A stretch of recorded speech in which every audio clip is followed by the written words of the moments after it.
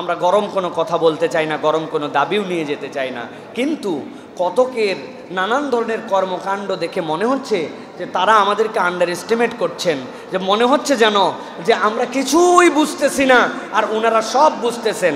বর্তমান এই যারা দায়িত্বের মধ্যে আছেন এর মধ্যে কতকে আমরা দেখেছি মার্কিন যে যৌন উপনিবেশবাদ এই দেশের উপরে চাপিয়ে দেওয়ার প্রচেষ্টা, এই উপনিবেশবাদ চাপিয়ে দেওয়ার জন্য কতকে বিভিন্ন মন্তব্য করছেন। ডক্টর দেবপ্রিয় ভট্টাচার্যের বক্তব্য আমরা শুনেছি। আমাদের যারা বিভিন্ন পরিচয় থাকে এলজিবিটিকিউ তারাও অসহায় বোধ করছে ইদানিংকালে, এবং সাম্প্রদায়িকতার কথা বললে আমরা শুধু হিন্দু সমাজ বুঝি বড় করে, এটা ঠিক না। আহমেদিয়াদের উপরে বড় আক্রমণ হয়েছে না, আহমেদিয়াদের উপরে বড় আক্রমণ হয়েছে।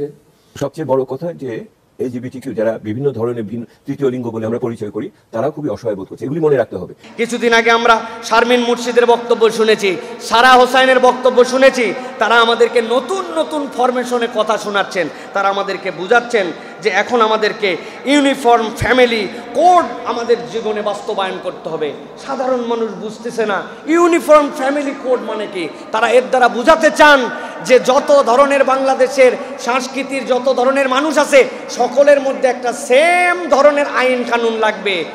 আরও যদি খোলাসা করে বলি, মুসলিম পারিবারিক আইন, মুসলিম উত্তরাধিকার আইন, মুসলিম মিরাসের আইন, এইগুলার আর দরকার নাই, সকলের জন্য এক ধরনের আইন দরকার। এই সকল ভাষার ব্যবহার আমরা বুঝতে পারি, এই ভাষার ব্যবহারের দ্বারা নিরেট তাদের মনের মধ্যে যে ইসলামের প্রতি বিরক্তি ওইটার প্রকাশ করেন। আমাদের চুপ থাকাকে দুর্বলতা মনে করবেন না। আপনারা যদি বেশি বাড়াবাড়ি করেন তাহলে আমাদের জবান এবং আমাদের কার্যক্রম এমন হবে আপনাদেরকে তখন উচিত শিক্ষা দেওয়ার জন্য আমরা রেডি হয়ে আছি। আপনারা সমকামিতার বীজ ঢুকাতে চান, অন্তর্ভুক্তিমূলক আমরা গভর্নমেন্ট করতে চাই। আমরা বুঝি অন্তর্ভুক্তি দ্বারা আপনারা কি বুঝাতে চান। রাসূলুল্লাহ সাল্লাল্লাহু আলাইহি ওয়াসাল্লামের পরে কোনো নবী নাই।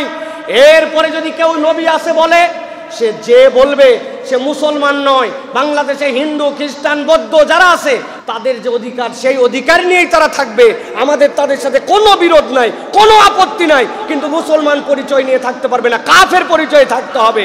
আপনি অন্তর্ভুক্তির দ্বারা সমকামিতা বুঝান, অন্তর্ভুক্তির দ্বারা আহমেদিয়া জামাতকে বলেন যে তারাও এখন বিপদের মধ্যে আছে, অতএব তাদের বিষয়গুলো আমাদেরকে দেখতে হবে। সমকামীরাও টেনশনে আছে, এই টেনশন দূর করে দিতে হবে।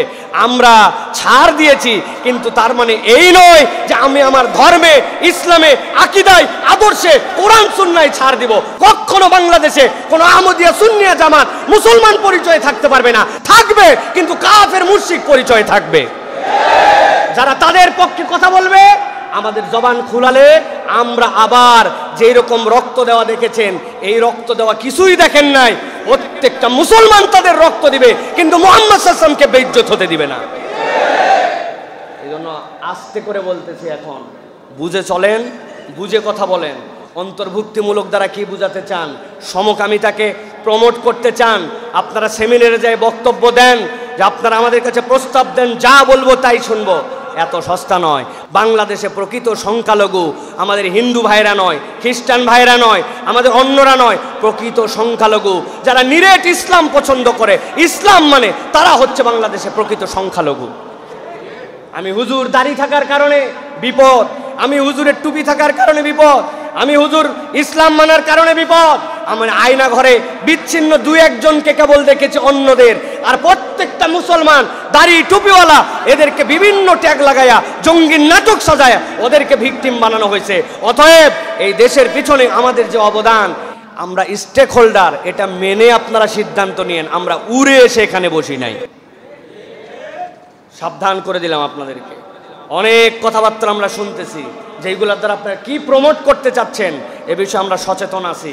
দেশকে স্টেবল করেন, যে দায়িত্ব নিয়ে আসছেন ওই দায়িত্বের মধ্যে থাকার চেষ্টা করেন। আউল ফাউল চিন্তা ভাবনা করে অন্য দেশের এজেন্ডা বাস্তবায়ন করার জন্য চিন্তা করেন না। এজেন্ডা বাস্তবায়ন যারা করার চেষ্টা করেছিল তাদের দেশে তারা পালায় চলে গেছে। আপনারাও কিন্তু সেই দেশে পালাবেন যাদের এজেন্ডা বাস্তবায়ন করবেন। এই দেশ দেশের জায়গায় থাকবে, আমরাও ইনশাআল্লাহ এই দেশের মধ্যে থাকবো ইনশাআল্লাহ।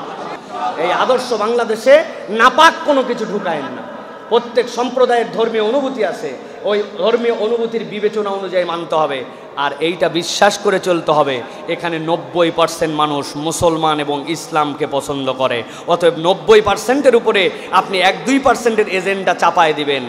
আমরা চুপ করে থাকলেও আমাদের এই চুপ করে থাকাকে দুর্বলতা যেন ভেবেন না।